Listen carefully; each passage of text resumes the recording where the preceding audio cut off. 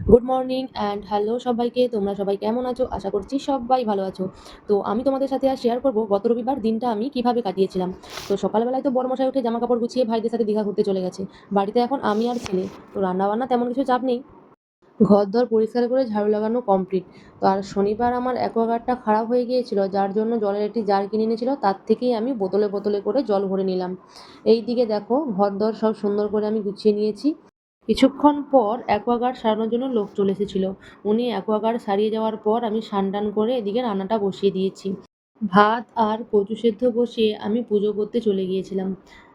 পুজো সেরে এসে দেখি কচুটা সেদ্ধ হয়ে গেছে। সেদ্ধ করা কচুটা আমি নামিয়ে জল ঝরিয়ে নিয়েছি। এবার আমি কড়াইতে তেল গরম করে চিংড়ি মাছটা ভেজে নেব। দেখো প্রায় আমার চিংড়ি মাছটা ভাজা হয়ে গেছে, এবার আমি নামিয়ে নেব। এরপরে আমি এতে পার্শে মাছটা ভেজে নেব। মাছটাকে ভালো করে ভেজে আমি নামিয়ে নেব। আজকে আমি কি রান্না করছি বলো তো? না বলতে পারলেও কোনো ব্যাপার নয়, চলো দেখে নাও কি রান্না করছি। একটা পেঁয়াজকে আমি কুচি কুচি করে কেটে নিচ্ছি। তারপর ওইদিকে কড়াইতে গরম তেলে পাঁচ ফোড়ন আর শুকনো লঙ্কা দিয়ে পেঁয়াজ কুচিটা দিয়ে দিয়েছি। দেখো পালং শাকটা আমি ধুয়ে রেখেছিলাম, সেটাকে এবার আমি ছোট ছোট করে কেটে নেব। শাক কাটা আমার কমপ্লিট। এবার ওইদিকে কড়াইতে আমি আদা রসুন পেস্টটা দিয়ে দেবো। ওটা ভালো করে নাড়াচাড়া করে ওর স্মেলটা চলে গেলে তারপরে আমি টমেটো কুচিটা দিয়ে দিয়েছি। এরপর আমি দিয়েছি লবণ, হলুদ, একটু ধনে জিরে গুঁড়ো।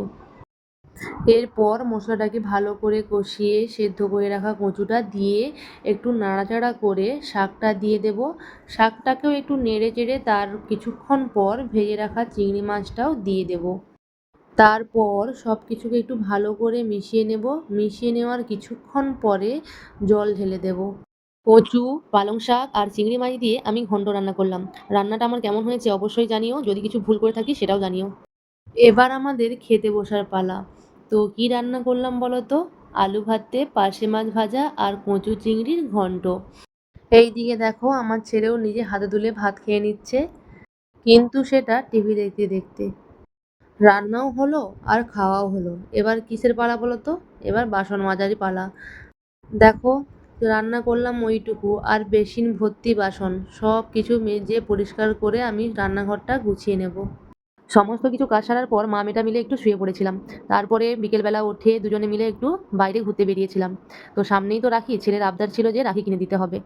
আর পরের দিনই পরীক্ষা, তাই ওকে নিরাশ করিনি, ওকে নিয়ে গেছিলাম রাখি কেনার জন্য। ঘুরে আসার পর বাবু আমার পড়তেও বসেছে। তো আজকের ভিডিওটা কেমন লাগলো অবশ্যই জানিও। Tata, by.